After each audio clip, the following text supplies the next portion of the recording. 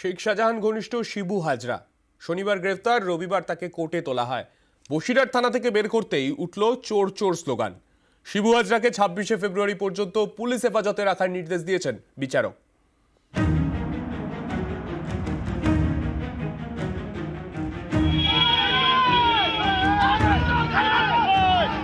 থানা থেকে অভিযুক্তকে আদালতে নিয়ে যাচ্ছিল পুলিশ। সেই সময় পুলিশের গাড়ি ঘিরে স্লোগান। বসিরহাটের রাস্তায় চোর চোর স্লোগান। নিশানায় সন্দেশখালীর তৃণমূল নেতা শিবপ্রসাদ হাজরা, শেখ শাহজাহানের ঘনিষ্ঠ।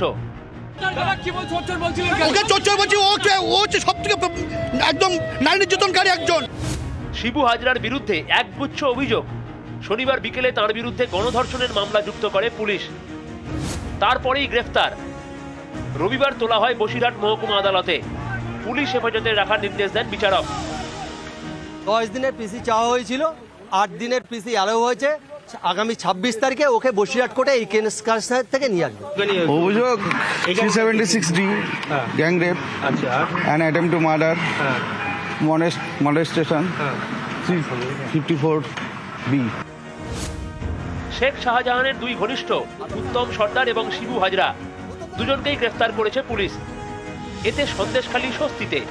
পরিস্থিতি এখন অনেকটাই স্বাভাবিক। 4 জায়গা থেকে তুলে নেওয়া হয়েছে 144 ধারা। দোকান বাজার খুলেছে। স্থানীয়দের আস্থা অর্জনে টহলদারি চালাচ্ছে পুলিশ। নিউজ 18 বাংলা।